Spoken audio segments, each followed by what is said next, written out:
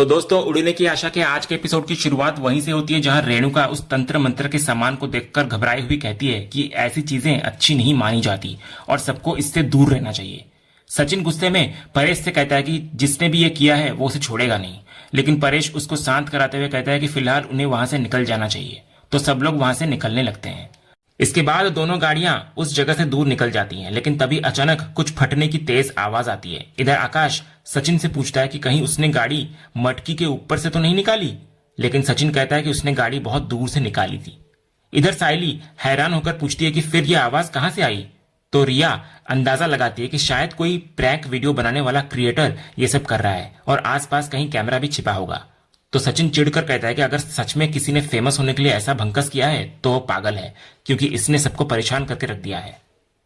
इसके बाद सब लोग सुरक्षित गांव पहुंच जाते हैं। इधर आजी उनके इंतजार में खड़ी होती है। परेश, रेणुका और बाकी सब लोग बारी बारी से आजी के पैर छूकर आशीर्वाद लेते हुए नजर आते हैं। फिर आजी सबको प्यार से घर के अंदर ले जाती है। इसके बाद आजी सबके लटके हुए चेहरे देखकर पूछती है कि उनके शैतान बच्चों के मुंह क्यों उतरे हुए हैं। तो परेश इधर कहता है कि रास्ते में बहुत अजीब और गरीब घटनाएं हुए जिसने सबका दिमाग घुमा दिया है। इधर सचिन आजी को पूरी कहानी सुनाता हुआ नजर आता है कि कैसे गाड़ी पर सिंदूर लगे पत्थर बरसे, किसी अनजान आदमी की आवाज आई पर कोई दिखा नहीं, और फिर आगे बढ़ने पर सड़क के बीच जादू टोने का सामान पड़ा मिला, जैसे किसी ने वहीं पर तंत्र मंत्र किया हो। तभी रेणुका को हम देखते हैं जो कि बुरी तरह घबराई हुई आजी से गुजारिश करती है कि वो कुछ करे। वो बताती है कि पहले घर में सांप आया और अब रास्ते में ये सब अशुभ घटनाएं हुई। ये सब अच्छे संकेत नहीं है, लगता है परिवार पर बहुत बड़ी विपदा आने वाली है। तो इस पर आजी उसे और सबको शांत कराते हुए समझाती है कि इसलिए वे नाग की पूजा कर रहे हैं, जिससे सारी विपदा दूर हो जाएगी। इधर आजी भरोसा दिलाती है कि अगर मन में सच्ची श्रद्धा से पूजा की जाए तो किसी भी विपदा का कोई असर नहीं होता।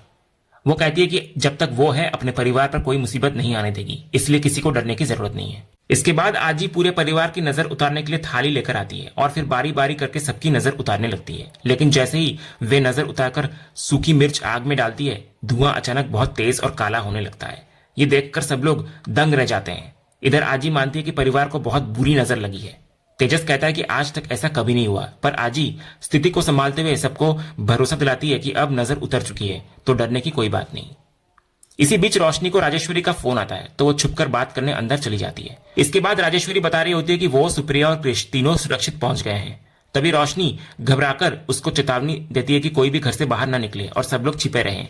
तभी अचानक राजेश्वरी की नजर एक बेहद खौफनाक और बूढ़े तांत्रिक पर पड़ती है। वो तांत्रिक उसको घूरते हुए डरावनी आवाज में कहता है कि उन्हें यहाँ बिल्कुल नहीं आना चाहिए था, क्योंकि यहाँ एक घोर संकट मंडरा रहा है।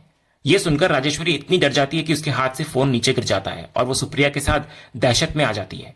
उधर फोन पर रोशनी बेताबी से आवाज लगाती रह जाती है कि वहां क्या हुआ। तभी रोशनी फोन पर पागलों की तरह चिल्ला रही होती है कि इतने में अचानक वो सायली को अपने ठीक पीछे खड़ा पाती है। सायली को देखते ही रोशनी के चेहरे की हवाइयां उड़ जाती है। इधर सायली उसको पूछती है कि वो इतना चिल्लाकर किससे बात कर रही थी। तो पकड़े जाने के डर से रोशनी तुरंत बहाना बनाती है कि वो नेटवर्क की समस्या की वजह से अपने क्लाइंट से बात कर रही थी। वो बड़ी सफाई से झूठ बोलकर वहां से खिसकने की कोशिश करती है, लेकिन सायली उसके झूठ को पकड़ लेती है। वो मनी मन सोचती है कि रोशनी को देखकर ऐसा लग नहीं रहा था कि वो क्लाइंट से बात कर रही है, जरूर कोई और बात है जो पक्का वो छुपा रही है। फिर सायली से क्लाइंट कॉल का बहाना बनाकर पीछा छुड़ाने के बाद रोशनी फौरन घर से बाहर एक सुनसान जगह पर जाती है और दोबारा राजेश्वरी को फोन लगाती है। इस बार जब राजेश्वरी फोन उठाती है तो रोशनी राहत की सांस लेती है, लेकिन उसका लहजा काफी तनावपूर्ण होता है। वो राजेश्वरी को पूछती है कि आखिर वहां क्या हुआ था और वो इतनी चुप क्यों हो गई थी। तो राजेश्वरी उसको बताती है कि वो किसी और वजह से नहीं, बल्कि अचानक सामने आए एक डरावने और अजीब से दिखने वाले तांत्रिक को देखकर डर गई थी, जिसकी वजह से उसके हाथ से फोन गिर गया था। तो रोशनी ये सुनकर और भी बेचैन हो जाती है। वो राजेश्वरी को बहुत सख्ती से निर्देश देती है कि वो आई और कृष का पूरा ख्याल रखे। वो साफ शब्दों में चेतावनी देती है कि कोई भी किसी भी बहाने से घर की दहलीज पार नहीं करेगा। रोशनी को सबसे बड़ा डर इस बात का सता रहा होता है कि अगर गलती से भी सायली या सचिन ने राजेश्वरी आई या कृष को देख लिया तो उसके अतीत का सारा सच खुल जाएगा और सब कुछ बर्बाद हो जाएगा। तो राजेश्वरी उसको भरोसा दिलाती है कि वो खुद भी बाहर नहीं जाएगी और किसी को जाने नहीं देगी। इधर जैसे ही रोशनी राजेश्वरी से फोन पर बात खत्म कर पलटती है, उसके सामने अचानक तेजस खड़ा होता है। तेजस उसे काफी देर से ढूंढ रहा होता है और उसके अचानक गायब होने पर सवाल करता है। तो पकड़े जाने के डर से रोशनी तुरंत एक मनगढ़ंत कहानी बनाती है। वो दावा करती है कि वही बिल्डर क्लाइंट का बहुत जरूरी फोन आया था, जिसको अटेंड करना बिजनेस के लिए काफी अनिवार्य था। वो अपनी बात को सही साबित करने के लिए कहती है कि इतने बड़े ऑर्डर की बारीकियों को समझने के लिए उसे एकांत में बात करनी पड़ी। क्योंकि वो किसी भी कीमत पर इस काम को हाथ से जाने नहीं देना चाहती। तो तेजस जो रोशनी पर अंधा भरोसा करता है, उसकी इस झूठ को सच मान लेता है। वो बहुत खुश होता है कि रोशनी अब बिजनेस को लेकर इतनी गंभीर हो गई है। वो बड़े गर्व से रोशनी को अपनी हीरोइन कहता है और मजाक में कहता है कि एक सफल बिजनेसमैन के साथ रहते रहते अब रोशनी के अंदर की बिजनेस वुमेन भी बाहर आ रही है। रोशनी भी स्थिति को संभालते हुए उसको यकीन दिलाती है कि वो ये सब इसलिए सिर्फ कर रही है ताकि भविष्य में उसके साथ कदम से कदम मिलाकर चल सके। दूसरी तरफ रेणुका को आजी के आदेश पर घर के सारे भारी काम करते हुए दिखाया जाता है। वो झाड़ू लगा रही होती है और कपड़े सुखा रही होती है, जिससे उसकी कमर में दर्द होने लगता है। लेकिन आजी उसे जरा भी ढील नहीं देती और उसको ढंग से काम करने के लिए टोकती रहती है। इसके बाद रेणुका जब बर्तन मांज रही होती है तो रिया चुपके से उसका वीडियो बना लेती है और आजी को दिखाती है। दोनों को हंसते देखकर रेणुका भड़क जाती है और रिया पर उसका मजाक उड़ाने का आरोप लगाती है। तभी आजी रेणुका को छेड़ते हुए कहती है कि ये वीडियो उसकी पिछली नकली समाज सेवा वाले वीडियो से कई ज्यादा बेहतर है। तो रेणुका नाराज होकर वीडियो डिलीट करने को कहती है, लेकिन जैसे ही रिया और आजी उसको बताती हैं कि इस वीडियो पर बहुत व्यूज आ रहे हैं और इससे पैसे भी मिल सकते हैं, तो रेणुका का गुस्सा तुरंत गायब हो जाता है।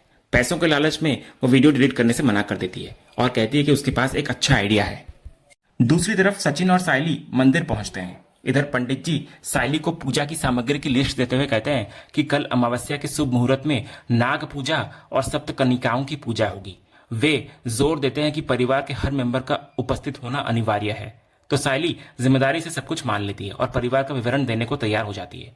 इसी बीच सचिन अपने पुराने दोस्तों से मिलने वहां से निकल जाता है। इधर पंडित जी सायली को मंदिर की एक विशेष प्रथा के बारे में बताते हैं। वे कहते हैं कि मंदिर में आने वाली पहली विवाहित स्त्री को माता रानी के चढ़ावे की साड़ी दी जाती है और उसे वही पहनकर पूजा करनी होती है। तो सायली इस सम्मान को पाकर बहुत खुश होती है।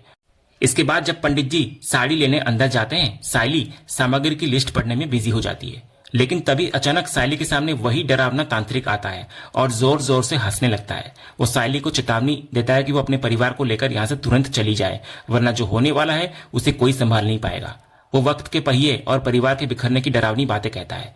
तो सायली बुरी तरह डरती हुई नजर आती है और सचिन को पुकारती है, लेकिन सचिन दोस्तों की बातों में मशगूल होने के कारण सुन नहीं पाता। तभी तांत्रिक तंज कसता है कि किस्मत के कान नहीं होते और तेरे पति के किस्मत में ये सब सुनना नहीं लिखा है।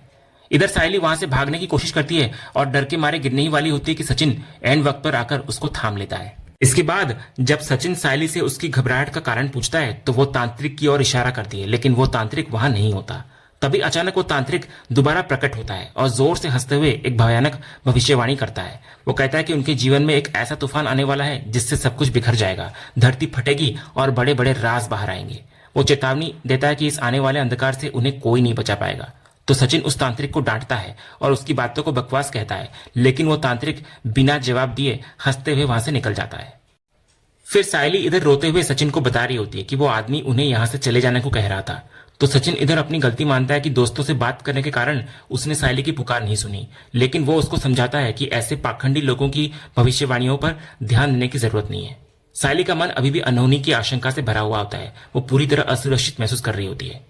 तभी इतने में पंडित जी माता रानी की साड़ी और सिंदूर लेकर आते हैं। तो सायली को डरा हुआ देखकर सचिन थाल में से एक चुटकी सिंदूर लेकर सायली की मांग भर देता है। वो उसे अपनी आंखों में देखने को कहता है और वादा करता है कि जब तक वो उसके साथ है उसे किसी भी बात से डरने की जरूरत नहीं है। सचिन का ये विश्वास सायली को थोड़ी शांति देता है और वे दोनों मंदिर से बाहर निकल जाते हैं।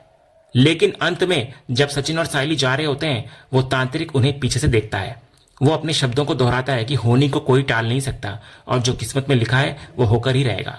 उसके चेहरे की कुटिल मुस्कान ये साफ कर देती है कि आने वाली नाग पूजा साधारण नहीं होगी। और इसी डरावनी चेतावनी के साथ आज का ये एपिसोड यहीं पर खत्म होता है। तो दोस्तों, आपको आज का ये एपिसोड और इसका अपडेट कैसा लगा, अपनी राय हमें कमेंट बॉक्स में जरूर बताएं। अगर आपको आज का ये वीडियो पसंद आया हो तो वीडियो को लाइक और शेयर जरूर करें और उड़ने की आशा के आने वाले रोमांचक ट्विस्ट एंड टर्न्स जानने के लिए हमारे इस चैनल को सब्सक्राइब करना ना भूलें। मिलते हैं अगले वीडियो में, तब तक के लिए धन्यवाद।